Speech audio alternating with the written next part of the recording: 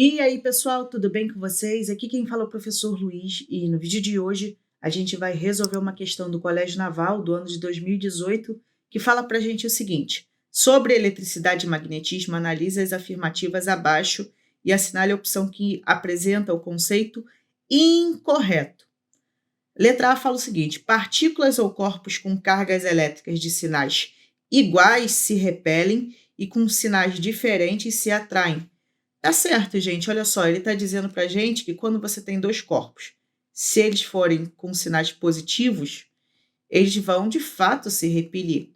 E se a gente tem cargas com sinais diferentes, por exemplo, um negativo e um positivo, eles vão atrair. Essa afirmativa está correta, portanto, não é o nosso gabarito. Beleza? A letra B fala: um corpo é dito neutro quando possui uma quantidade igual de prótons e elétrons. E tá certo, olha só, a gente pode ter para um corpo três tipos de condições. A gente pode ter o seguinte: vamos imaginar que inicialmente um corpo ele tenha 2 prótons e 2 elétrons, tá? Não é o que acontece, mas vamos supor que seja esse o caso. Pelo fato da quantidade de carga positiva ser igual ao de carga negativa, a gente vai ter que a carga desse corpo vai ser zero. Então, ele é dito como um corpo que ele é neutro. Agora, quando você vai alterar a carga desse corpo, a única coisa que você pode fazer é justamente alterar o número de elétrons.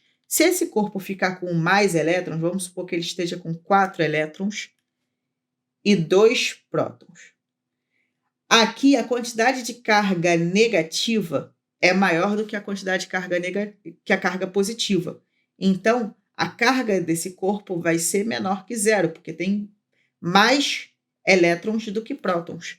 Então, esse corpo está carregado negativamente. Enquanto que eu posso também tirar elétrons, eu posso deixar esse corpo aqui, por exemplo, com um elétron só. Pelo fato agora de ter mais carga positiva do que carga negativa, a carga desse corpo vai ser uma carga positiva, ou seja, uma carga que vale mais do que zero. Então, essa opção aqui ela está correta, porque o corpo, quando ele é neutro, ele possui uma quantidade de prótons igual a de elétrons.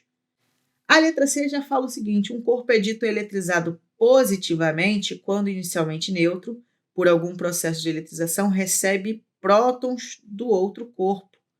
Na verdade, ele não vai receber prótons, né? Ele perde elétrons. Para ele ser positivo, ele tem que perder elétrons, ele tem que ter menos elétrons do que prótons.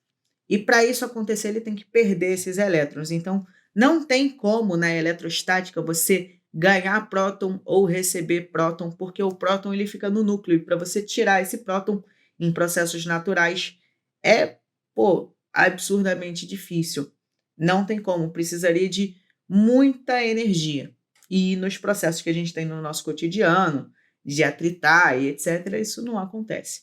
Portanto, essa opção está incorreta. Logo, ela é o nosso gabarito. Mas não sai ainda que a gente vai analisar a letra D e a letra E, que fala o seguinte: a letra D fala: em um sistema eletricamente isolado, dois corpos inicialmente neutros e de materiais diferentes, quando atritados entre si, adquirem cargas de mesmo módulo e sinais opostos. Ele está falando da eletrização por atrito. Vamos supor que a gente tem uma barra aqui e a gente tem um paninho. Dependendo de se eu esfrego esses caras, né, a gente necessariamente vai ter um corpo que vai transferir elétrons para o outro. Necessariamente não precisa saber quem transfere para quem. Mas vamos supor que a barra transfere elétrons para o paninho. Se a barra transfere elétrons, ela vai ficar positiva, porque ela perde os elétrons. Ela tem menos elétrons agora, então ela vai ter mais prótons. E esse cara, ele ganhou elétrons. Se ele ganhou elétrons, vai ter mais elétrons aqui. Então, ele vai ficar com carga negativa. Então, de fato, quando você atrita materiais diferentes que estavam inicialmente neutros, eles vão ficar com cargas de sinais opostos, porque vai existir uma transferência de elétrons essa opção também está correta. Logo, não pode ser o nosso gabarito. Na verdade, o gabarito é a letra C, né? Mas, continuando. A letra E fala: a Terra pode ser considerada como se fosse um grande ímã, em que o polo magnético norte encontra-se próximo ao polo geográfico sul e o polo magnético sul próximo ao polo geográfico norte. E isso é correto. Olha só, você tem aqui a Terra, tá? Essa Terra tá feia pra caramba, mas tudo bem. Aqui, nessa região aqui, fica o Polo Norte. Não fica exatamente nessa parte toda, mas vamos supor que sim. E aqui nessa parte de baixo fica o Polo Sul. Para isso acontecer, a bússola ela precisa necessariamente que a sua parte norte, né, que seu polo norte aponte para cima. O norte da bússola é essa parte vermelha. E a gente precisa lembrar que polos diferentes se atraem. Então, o polo norte da bússola tem que ser atraído pelo polo sul da Terra.